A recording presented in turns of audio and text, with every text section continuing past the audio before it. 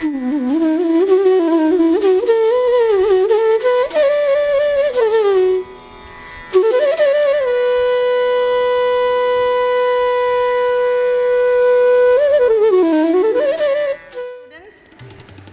session begins with Swami Shantatmananda, Secretary, Ramakrishna Mission, New Delhi. Swamiji is a senior monk of the Ramakrishna order and is well known as an able administrator and spiritual mentor. His forte is human development, disaster management, and value education. Swamiji is a self-processed advocate of character building and man-making value education based on the universal insights which are common to all spiritual traditions. I request Swami Shantatmananda Ji Maharaj to kindly occupy his seat on the dais. The Secretary, Ramakrishna Mission, New Delhi.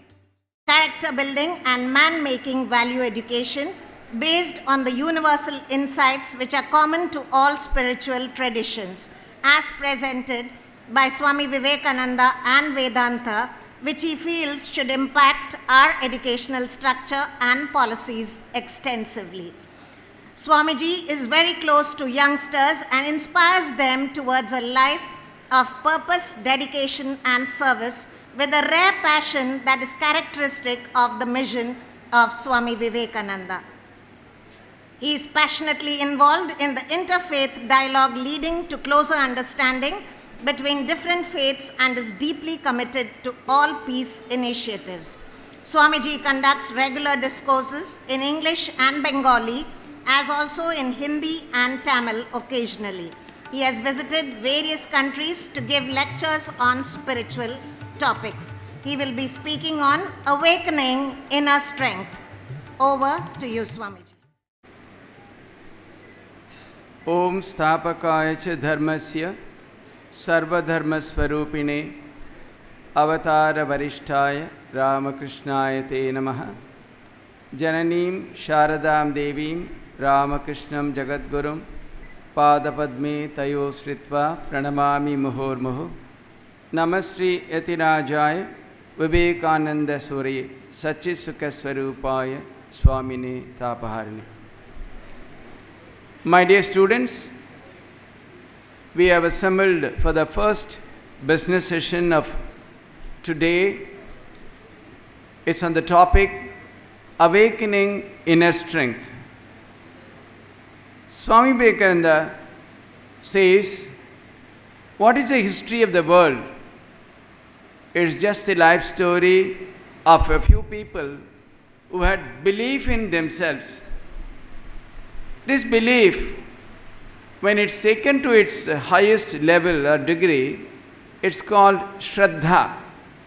And somewhere else Swamiji says, it is this lack of Shraddha in our tradition, in our culture, in our country, its glory and so on. This is what has brought about this tremendous degradation, the pathetic condition that we witness today. But India is also endowed with many positive aspects of life. Namely, today we boast of the maximum youth population among the countries of the world, and by 2020 we will be the number one. Are we really leveraging this youth strength? What is the larger picture that we witness in the country today? Of course, many new initiatives are being taken, lot of development in terms of digitization, new startups, lot of foreign money flowing in for investments and so on. People are becoming richer, no doubt. But same time, a large number of people are living below the poverty line. Millions and millions are languishing for want of the basic necessities of food, shelter, and so on. So, if we really leverage our youth strength, definitely our country can go much ahead and we can do enormous good work. thereby take the whole country forward and restore it to its old days of glory. Swamiji somewhere says, this national ship, our mother India, it has developed a leak. Are we to abandon it? No, we shall plug the leak with our heart's blood. That is his commitment towards our nation. So he had great belief in the youth of our country. So, most of his addresses from 1897 till he laid down his body in 1902 were all for the youth of our country. How they can be great instruments in restoring India to its glory and so on. Since all of you are youths, you have come in response to this call for this seminar, that is Shraddha, is largely based on Swami Vivekananda's ideas. I think all of us should together try to find out where exactly we are. Can we do really something? Everywhere, we always want everyone else to do. But then can we be really the first change that we can bring about in ourselves before we expect anything from others? So, first of all, the main idea that is to be discussed here is awakening inner strength. We all know strength. Normally, strength is often understood as the exhibition of our physical prowess, the capacities, and so on. What exactly is this inner strength? There was a great philosopher by name William James. In his book, Varieties of Religious Experiences, he discusses a beautiful phenomena. Supposing you are climbing a mountain. It's a very tough climb, very steep. You go on and on. At one stage, you find that you cannot take one step further. You're so tired, so exhausted, you just feel like giving up at that point of time. But he says, supposing you take one step forward from that moment at that time, he says, you find release of a new energy, new enthusiasm, new capacity in you, and then you continue the journey further just like that. This is, probably one aspect of the inner strength that is hidden in all of us. Now, we also, I do not know how many of you have heard about that great mountaineer, Arunima Sinha. She was a national level volleyball player. She was traveling in a train. She was thrown out. And then, by the time another train came, and actually it ran over one of her legs. She laid in that condition, unconscious for the whole night. Some 21 trains passed by that night. Fortunately, she did not meet with any accident.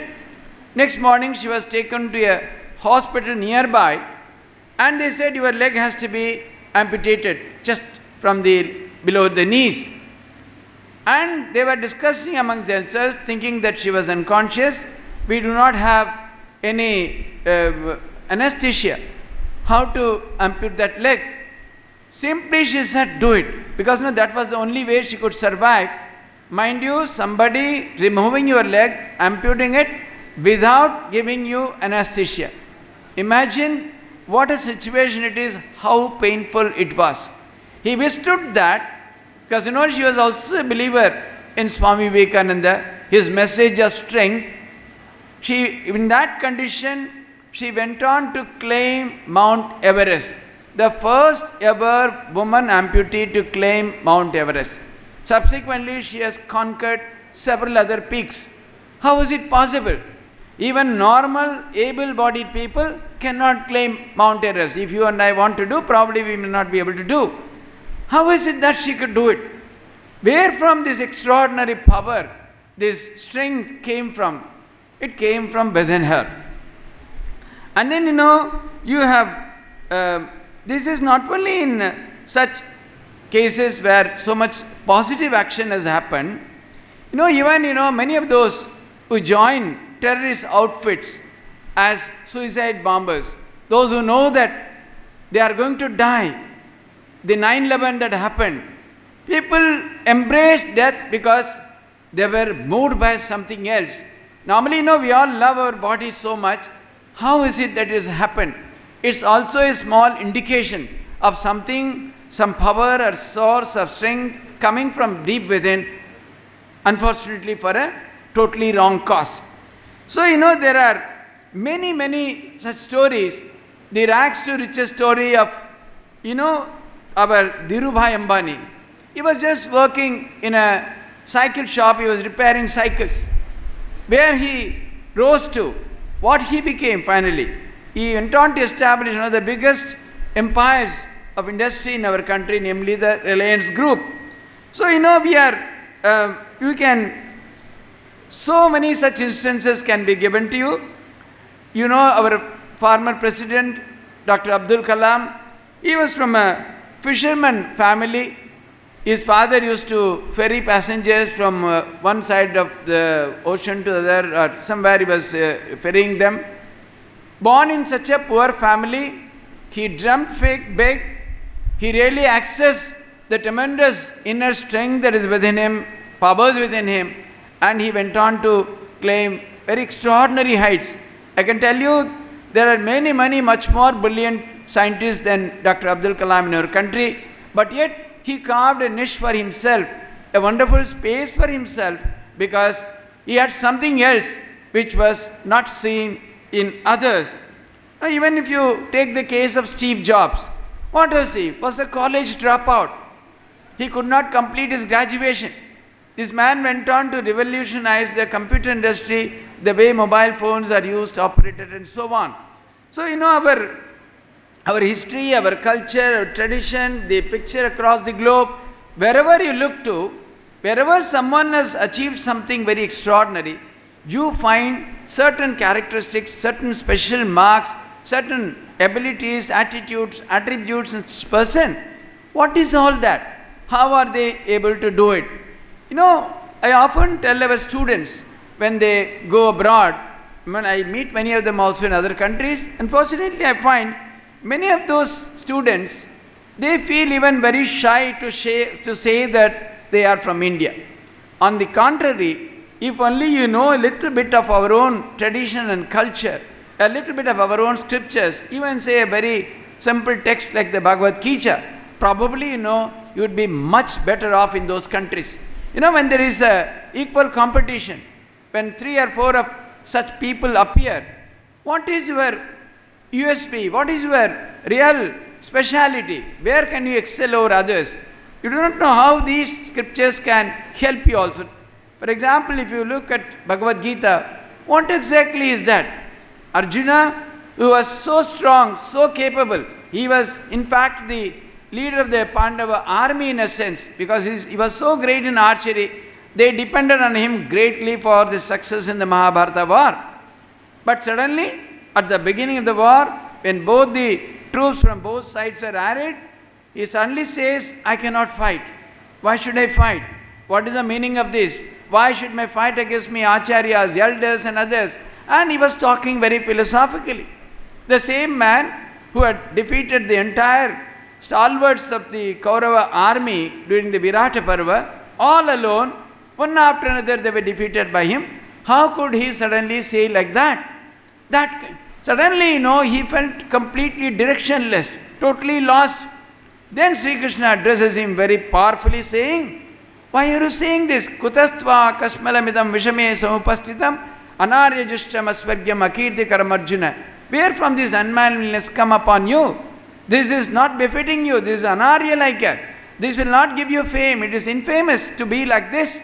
And then he says, Klaibhyam asmagam appartha naitatva ipapadyate Shudram hridayador balyam tvakto tishta parantapa. You great scorcher of woes, enemies, give up this unmanliness, assert your greatness, stand up and fight. Swami Vivekananda Sambe says this is the most important sloka of the Bhagavad Gita, where Sri Krishna gives such a strong message of strength to Arjuna. What did Arjuna lack?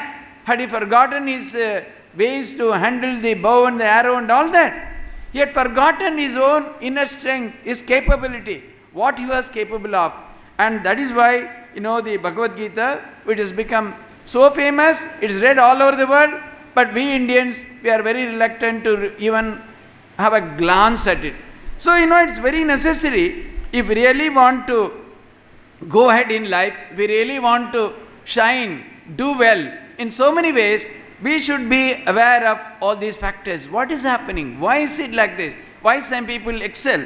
No, again, if you I don't know, at least you would have heard of the name, the famous Kathopanishad. What does a young boy Nachiketa do? His father conducts a huge yajna, and as gifts to Brahmins, he gives old and such cows who can no longer give milk and so on. All his dana, all his gifts are of such a poor quality. And this boy was very much worried, anxious. Why is my father giving all this? He should give the best of the gifts to the Brahmins and others. Then he goes and asks his father, to whom are you going to give? Father first did not answer him. When he repeated the question thrice, he became annoyed and said, I am going to gift you to Yama. Immediately the boy, he took it up because his father's words were so important for him. This young boy goes to Yama, conquers Yama in a sense that he gets from him so many boons, including the restoration of his father's kingdom, wealth and so on. And also he learns from him the secret of death. It's called, even now this it is an extraordinary Upanishad. So Swamiji says this Upanishad is really the key, the strength, the Shraddha, the Atma Vishwas of Nachiketa. That is so important. If only our youngsters would be inspired by that, they would at least get some idea of what this Upanishad speaks about, what it essentially discusses. We will all be seeing a much, much different India today. Now we know what is it that separates ordinary people from people like Abdul Kalam or Steve Jobs or even the others that we mentioned. What is it that separates them? How are they so different? There are so many talented kids in India who go out with a bat, but does anyone else become like a Tendulkar? There are much, much more talented kids play cricket. But how could he reach such a pinnacle? What is the real secret? What is it that separates him from others? We get a small, insight when in fact, Tendulkar's own close classmate and friend Vinod Kambli, he started with a bang, he hit 2 double centuries in his first 2 tests. But suddenly he fell by the wayside. What was it? What happened to him? So all these, lead to the question, what is it that separates that extraordinary people whom we see succeeding so wonderfully in life from others?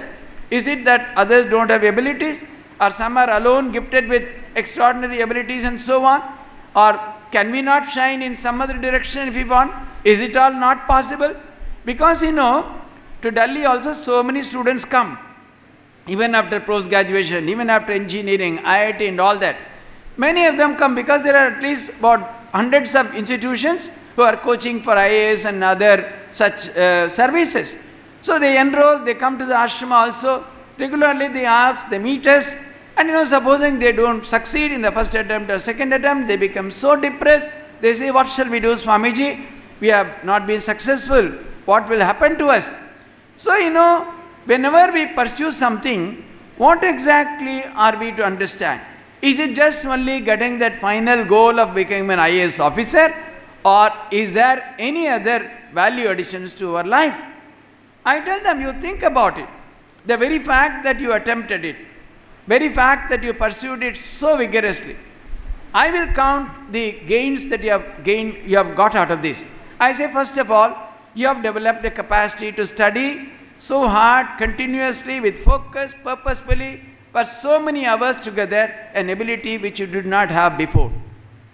You have taken a new subject, you have gained the mastery of it, you have definitely gained a deeper knowledge into it, and also the existing subjects which you had pursued in college, you have definitely become much more knowledgeable, you know much more about all that today. So, apart from that, you have got now the ability to focus away from distractions like television and Facebook and internet and so on. I said there are so many qualities that you have developed to study long hours, to keep awake and study if necessary, plus all this value addition. You have gone through so many other processes. All that have only enriched you, made you stronger, made you much better. Why do you think that civil service is the only option for you? With all these qualities, if you try elsewhere, you will definitely succeed. So, in life, whenever you see many of you are MBA graduate, MBA, you have enrolled for MBA, etc., that's what I was told. You must also think that in life, what are those other options for us? Supposing we get into this, we are aspiring for this, if it is not happening, what is my own plan B? What else I can do? What are all possible for me?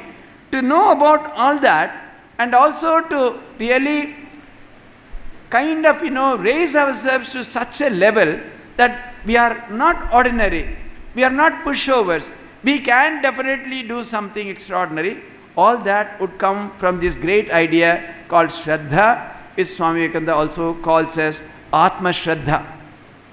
This Shraddha is poorly translated into English as faith. It's certainly not faith. It's something far deeper than that.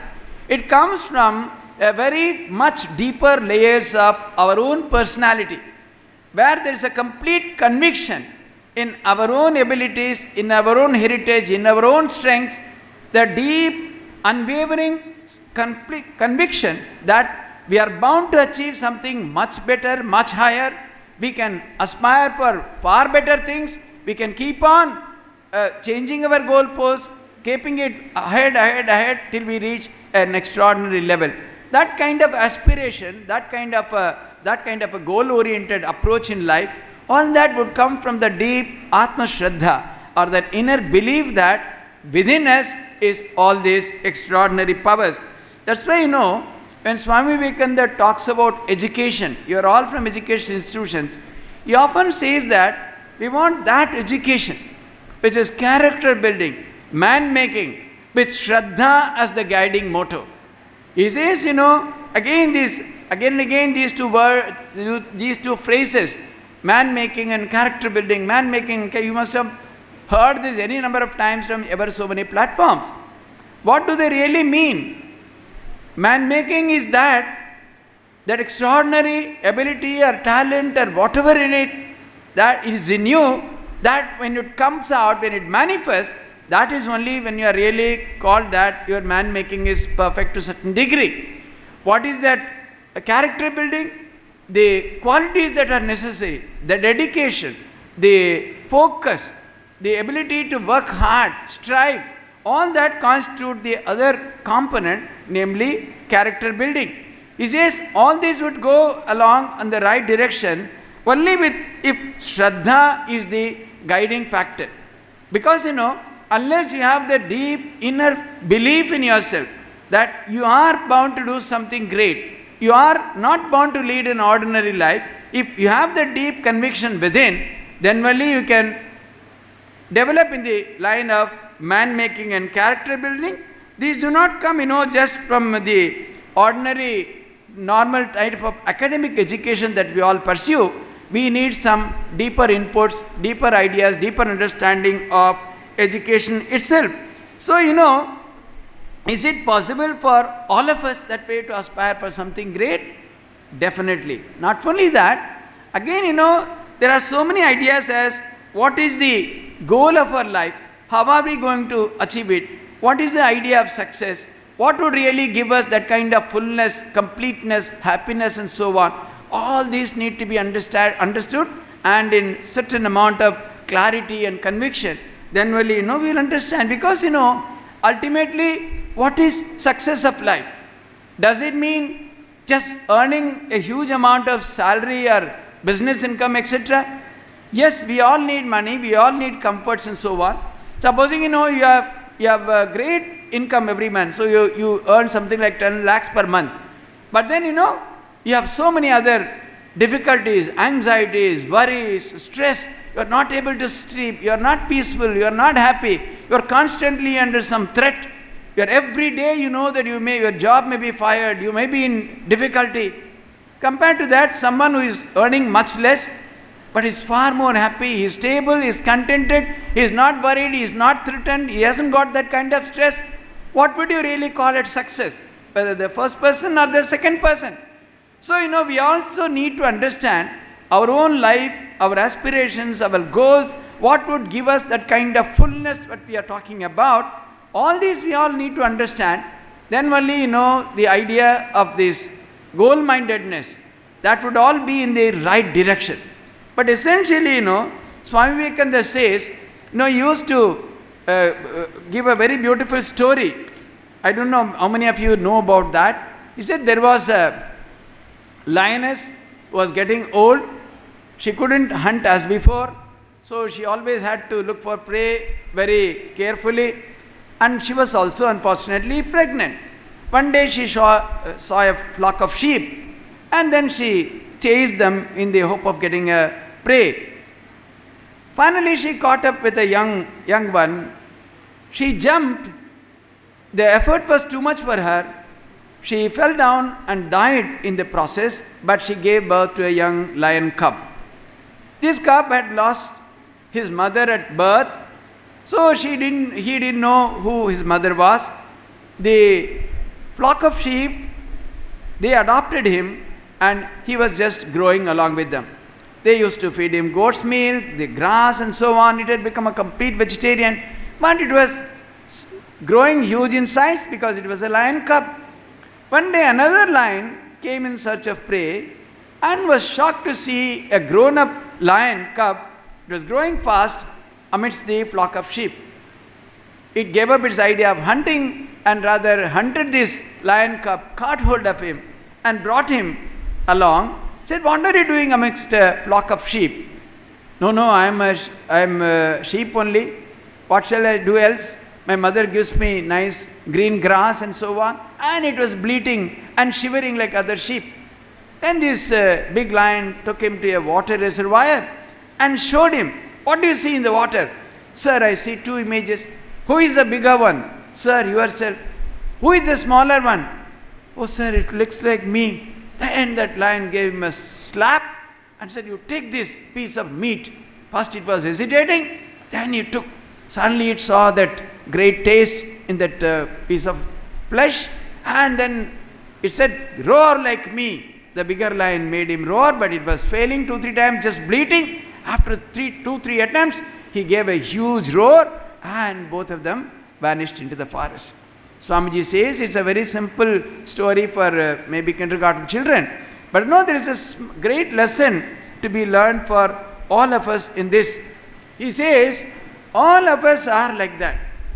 We are endowed with such power, such knowledge, such extraordinary qualities. He says we are all that infinite, boundless, birthless, eternal Atman, is full of bliss, was no bondage, no limitations. Nothing can come in the way of his expression or his capacities. We are all that. But we constantly think that lion's cub, it was brought up by a flock of sheep. We think that we can't do that, we can't do this. Remember, those amongst us who have somehow or other could access even in a very small way that infinite power and strength within, they alone could do extraordinary things. How could Arunima Sinha with one leg, how she could climb Mount Everest? Somewhere, because she had also read Swamiji's these ideas. Yes, within me is that extraordinary power. Within me is that capacity. I am no less than a person with 2 legs. So she went on to climb Mount Everest and also several other peaks. So, this is the idea. Swamiji again says, when he talks about education, in fact, this is one of the key ideas of Swami Vivekananda in education. He says, education should make you be aware of the infinite possibilities within you, infinite capacity within you. He defines education as perfection. He says it is a manifestation of perfection that is education. Not what you read from books or just what the teachers tell you. Apart from all that, the ability to recognize within me is that hidden extraordinary power or glory, that perfection, that is what would really make the education of every one of us meaningful. So many of you are enrolled for MBA courses. How many of you are going to get such kind of plump jobs? May not be. Are you to give up then? I will do something else. There is a plan B, plan C. I have come. Yes, I took this course, no doubt, but I can do much more than all that. If not this, I will do something else. I will be an entrepreneur myself. Even otherwise, I will do something else. At the end of the day, I should derive deep satisfaction, peace of mind and happiness. It does not matter what I do. It's more important how I do. So, these kind of ideas, are again and again, stressed by Swamiji in his ideas on education. Now, these ideas are actually very wonderful, glorious, but then how are we to emulate? Where is our role model? Who is going to show us the way? The traditional system, our system of education it was always in the Gurukula. In the Gurukula was living in the close company of extraordinary people. That is how our students could really become so great, because you constantly need the guidance, the inspiration, the encouragement of such teachers. Now, apart from that, to the extent only this is all possible today, because the whole system of education, the way it is handled, the way it is taught and all that. Yes, even now you will find, so many. Yesterday also you did not come, our Srinivas was saying, many others were saying that how they have all been inspired by great teachers. Many of those who have attained great positions have been extremely successful in life and all that. Quite often, probably invariably, they take reference of their own teachers who inspired them. The teacher might not have been highly qualified and all that. Somehow, he could instill in the student's heart an idea that he can do something great, he can become great, he can achieve something in an extraordinary fashion. So, unless we are able to be in the company or contact of such persons, it's very difficult to be inspired. The only other way is to adopt as role models someone who can be a constant source of inspiration to us. I think many of you might be having your own role models. The idea of role models is also very popular. But then, can you think of someone who can be a role model for a vast majority of people, particularly young people? Can anyone of you suggest any role model who can be a role model for many, many youths, hundreds or thousands of youths? Yes? Can you think of any role model? Who is your role model? Someone can stand up and say, yes? Dr. APJ Abdul Kalam. Very good. Anyone else? Yes? What they want to pursue in life. Supposing you want to become a space scientist, maybe someone like Abdul Salam, someone wants to be an engineer, someone wants to be an entrepreneur, then maybe something like the Ambani, Dhirubhai Ambani, like that, you can. But then, normally, when you select a role model, you also have to kind of follow the same path, the same profession, the same kind of a pursuit. But then, if you have a universal role model, whereby, you can look to that person, the way you would fine-tune your mind, the way you would develop your conscience can be of extraordinary benefit to so many people. In that context, I would like all of you to examine whether Swami Vivekananda can be a role model for all of you. Supposing a business or an industry or anything like that. But then, here was a person, first and foremost, he was at his heart, he was always for the development and welfare of the youth. Constantly he would encourage them.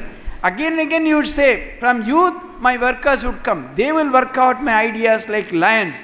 Now what is the benefit of having such a role model in your life? This is the way, the easiest way and the most wonderful way to awaken the inner powers, the inner strength within you.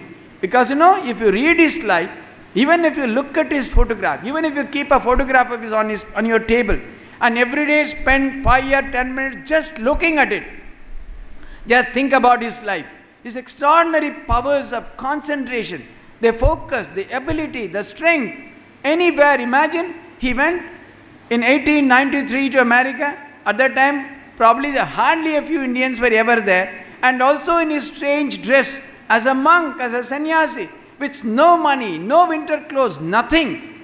Yet he could survive. Not only that, he went on to conquer the whole world.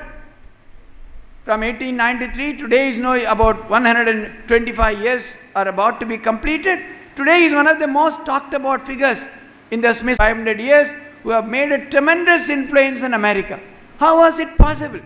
Here's a person who stands for strength, who stands for character, who stands for that intellect, that ability to grasp, to focus, to work hard, to believe in oneself. All these and much more you will certainly get, and you will be inspired if we can have him as a role model. Because the ability to awaken the inner strength, the inner powers within you, you need that kind of a focus, that kind of an ideal before you. You see, otherwise, when you have other role models, you may become unidimensional. But if you go to Vivekananda, afterwards you can go in any direction you like, and yet you are likely to succeed, because here is a person who is capable of inspiring you from every possible way. Not only that, he says, take up one idea, think about that, dream about that, make that your life, keep aside every other idea. Swami Ranganathan used to call his words as thought bombs. They can revolutionize you.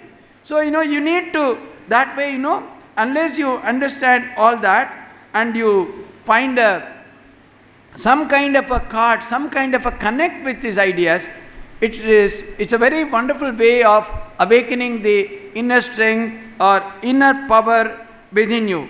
And I have already told you, this, along with that, we should also understand how are we to really focus on our goal. What is our goal of life?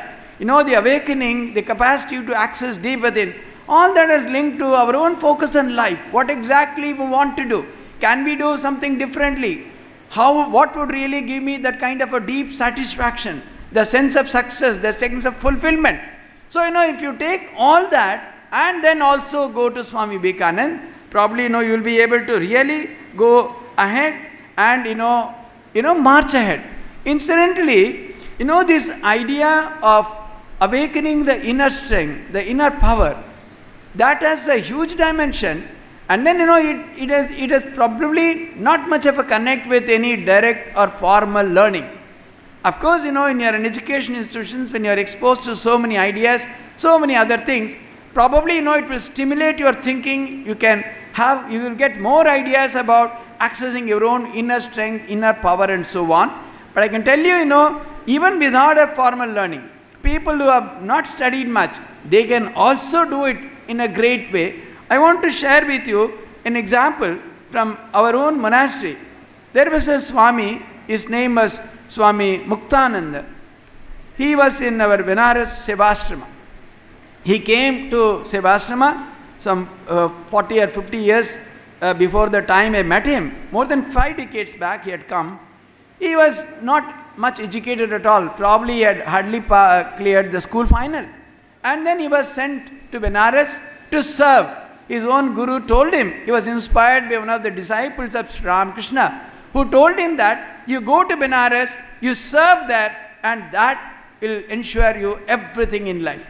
So this Swami came. Even now it's a very ordinary hospital. It's not a super speciality.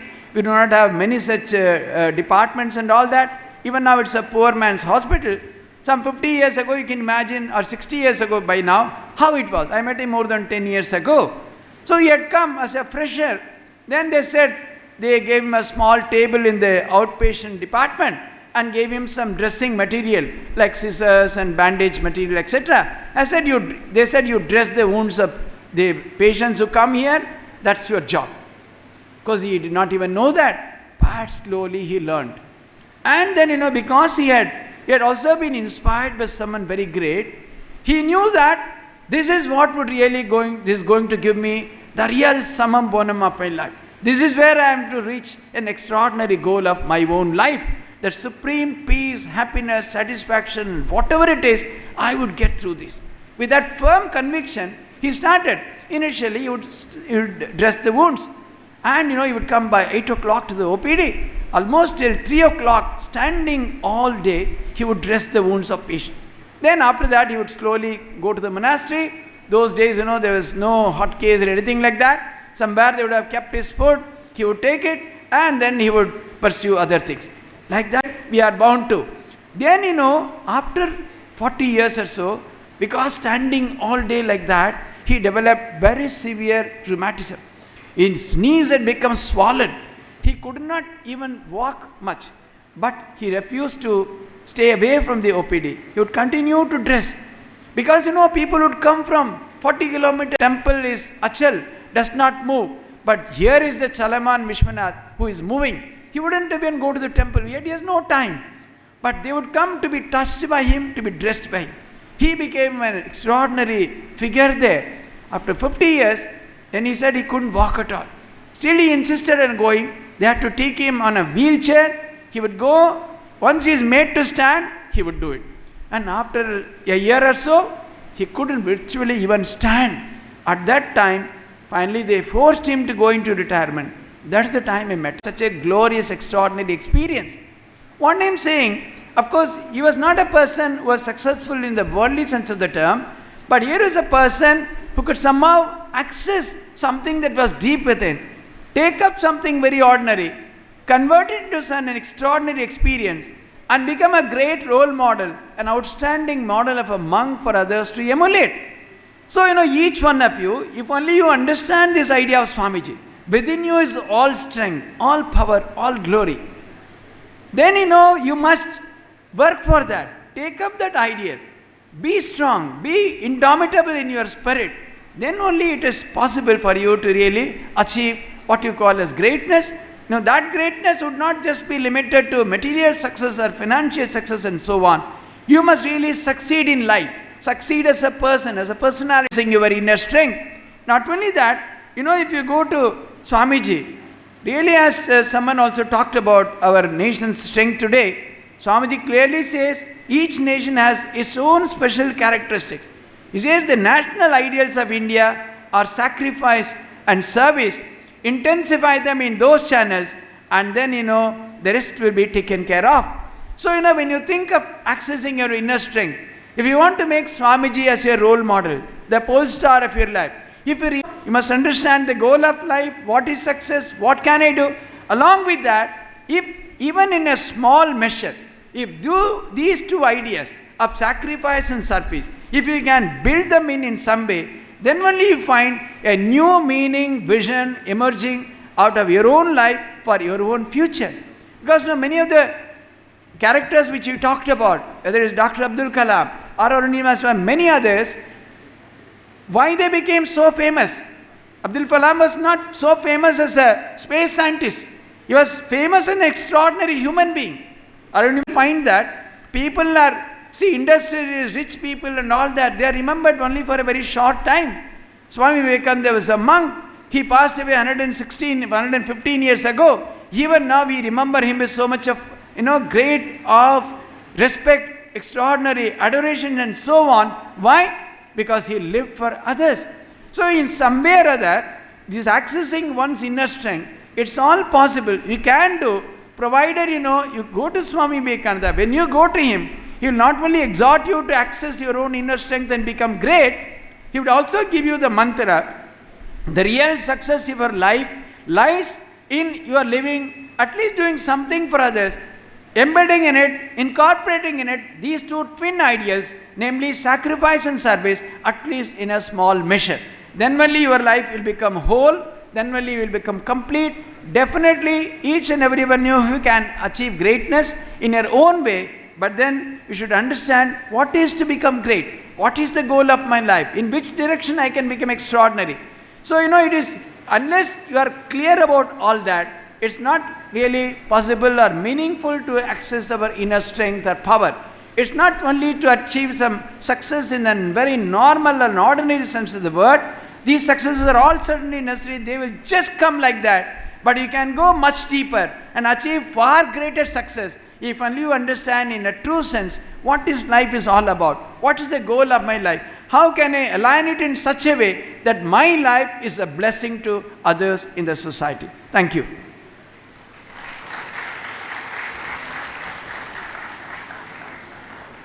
Now, as usual, in another 5 or 10 minutes, if you have any questions to ask, I am ready to answer them. Otherwise, our next resource person, Srinivas, I am sure he is going to give you a very beautiful presentation once again. Yes, anyone willing to ask questions?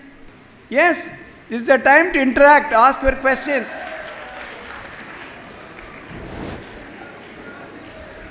Excuse me, Swamiji. Is it possible to control our every kind of emotions to a great extent to the religious belief?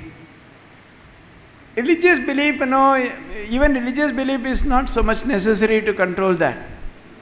Again and again, this idea of Swamiji, that you are endowed with that idea. You see the great lives, how people how Swami Vivekananda, from such situations, how he could succeed. So, the real mantra lies in your own belief, self-belief that you are that. When anything negative comes, you have to believe again and again, no, this is not my real nature. In fact, somewhere, it is said, why people should be even moral, why people should be ethical. What is the foundation of all that? It's only that self-belief that I am that. I cannot do anything that is mean. I cannot do anything which is wrong. That belief, that is what would, that is called that self-respect, your Atma Shraddha, Shraddha for yourself, your own personality. If you believe that, definitely you will be able to control. Yes, it requires a lot of practice. It requires that focus. But you should not give up if you are not able to control once or twice. If you again and again focus that way, you will certainly be able to control. Thank you, sir. Thank you, Swamiji.